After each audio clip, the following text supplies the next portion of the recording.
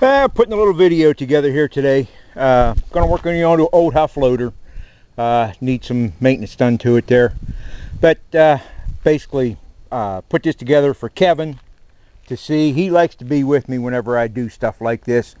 And it is so muddy today. You can see all the snow melting, everything coming down the lane, how much it is that he can't get out of the house. So this is kind of for Kevin today.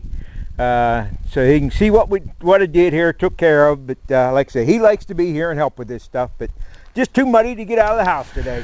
Well, most everybody knows that in life, nothing comes free. Even if somebody gives you something for free, it doesn't come for free, because there's maintenance, upkeep, things of that sort that, you know, carry on afterwards.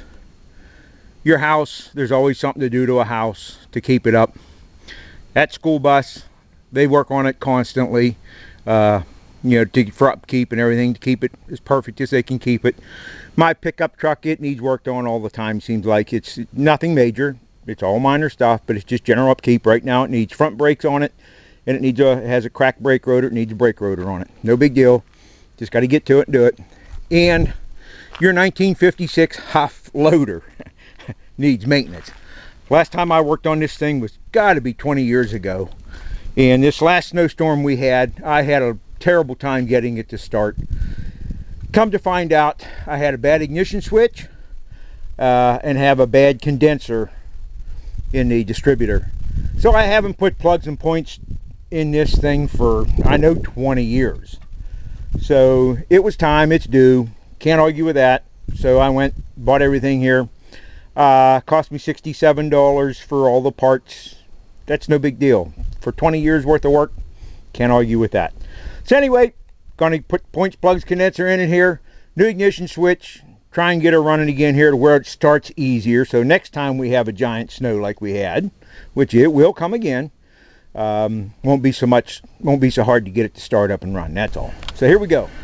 So I don't know if you can see, the first thing I did was clean off the plate for the distributor, because this tractor is so old. This is 1950. The engine's 1965, 66.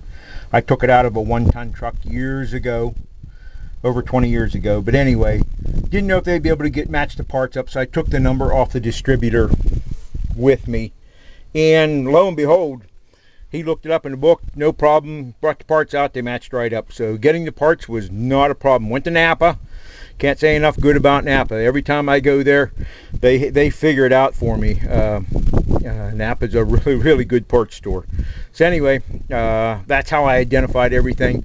Took the parts out of the distributor, took them with me just to match them up to make sure everything works. So we're in good shape that way. Okay, I'm getting the spark plugs ready to put in here. The book says the plugs are to gap at 30 thousandths. Well, this is a resistor plug. This isn't the right spark plug that the factory calls for. I don't even know if you could get it anymore, that old spark plug. But this spark plug works. This is what was in it. It's been running in it. The R46 spark plug. And they come from the factory gapped way wider, like 45 thousandths from in the box. So I'm going to let them at the 45 thousandths. I think they run that way before. They should run that way again with no problem.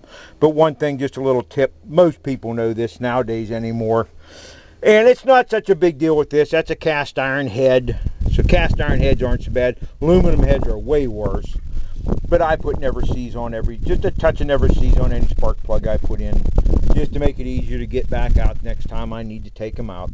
So that's what we're doing. We're putting spark plugs in now. Okay, there we are. New spark plugs put in. New points, condenser. Point set at supposedly 19 thousandths. I set them at 20 thousandths. Supposed to be at 19 thousandths. I set them because that 20 thousandths is all I had in the way of a feeler gauge, so that's close enough. But there's new points, there's new connections for everything there. Coil's good. I know it's putting out plenty of spark. That's not a problem. So next thing, put the rotor button back on right there. I did clean it up. Cap back on, and then we'll put the new ignition switch in, and we'll give her a shot and see if she'll fire up. Okay, there's the ignition switch put in now. Straightforward. Unscrew the nut off the front, pull the ignition switch out the back, flip it up where you can see it, disconnect the wires. I was really fortunate in the switch that I put in was exactly the same as the switch I took out, so I just had to move wires from post to post from the old switch to the new switch. Real simple. But that's the installation of that. My dashboard, I got a problem with it. I'm going to have to work on the bolts and stuff that originally held this in. Were cast in a piece of rubber, and that has dry rotted and broken out, and so I'm going to have to weld a nut on the back of a flat washer and come in the back side here and then put just sort of a spacer in there and then run a bolt through from the front side into to hold it in place. No big deal. That's easy to do. We'll get to that some other day. Right now, today, we're just going to try and get this thing fired up, get it running, see if what I've done was worthwhile. Okay, here we go. Test run. Hope I don't embarrass myself. Pull the choke out a little bit. This tractor is really finicky on the choke on it. Give it 8 or 10 pumps of gas. Fire in a hole.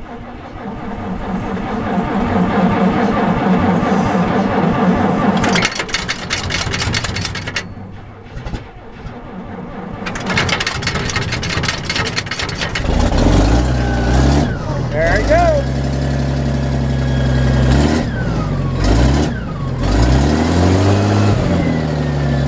That was easy enough. If that tractor will continue to start like that now for a good while, I'll be fine. That worked well. I told you we're getting sparks. All the plugs are firing. I can hear them firing. Running smooth. Good shape. Old Hough Loader. There you go.